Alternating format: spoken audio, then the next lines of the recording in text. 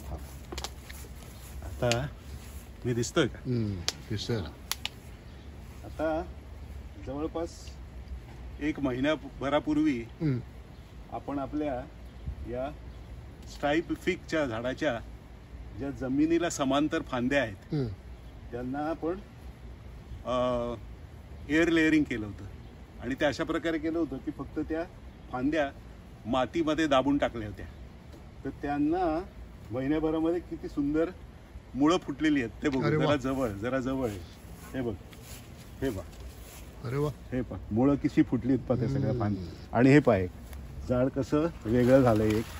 एक कट करून एक आपण त्याचं वेगळं केलं तर हे पाहे. क्या बात आहे. हे बघ इकडे क्या बात आहे. हे पाहे, हे पाहे सगळी मुळं फुटलेली आहेत. आणि आता हे फक्त आपल्याला कुंडीत लावायचं. फर्स्ट क्लास, फर्स्ट क्लास मी first class. Yeah that's how it is. Good. आता ही जवळपास 3 आणि 2 अशी 5 ही झाडं वेगळी झालेली आहेत. आणि पहा झाडं किती सुंदर आहेत पहा झाडे. परफेक्ट. अशा रीतीने हा आपला एअर लेअरिंगचा हा प्रयोग आपला सक्सेसफुल झालेला आहे. हे पहा मुळं पहा किती फुटली.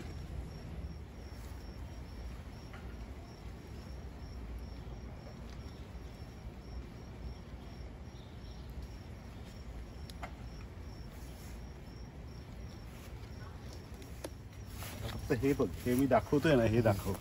हे बघ, हे पाहे, हे पाहे. दिसतंय का? दिसतंय ना आता हे पाहे फांद्या.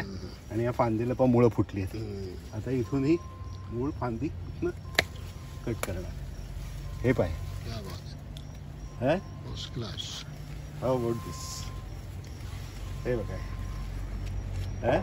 मुळं मेन बघणं मुळं आवश्यक आहे. या आता ही फांदी या आता पानं गेले तरी हरकत नाही.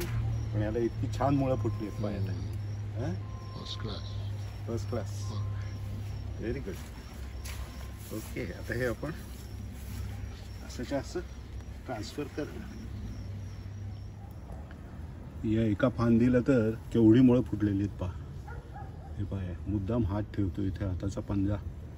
त्याला मुळं किती फुटली आहेत. म्हणजे इथे मुळं इथे वरती आहेत आणि शिवाय एवढी मुळं खालती सुद्धा आहेत. इतकी मुळं याला फुटलेली आहेत. आणि सगळी तंतू मुळांसारखी आहेत, बारीक बारीक मुळं. हे पाय याला तर भरपूर वरपर्यंत मुळं आली आहेत त्याला. हे पाय वरपर्यंत मुळं आहेत.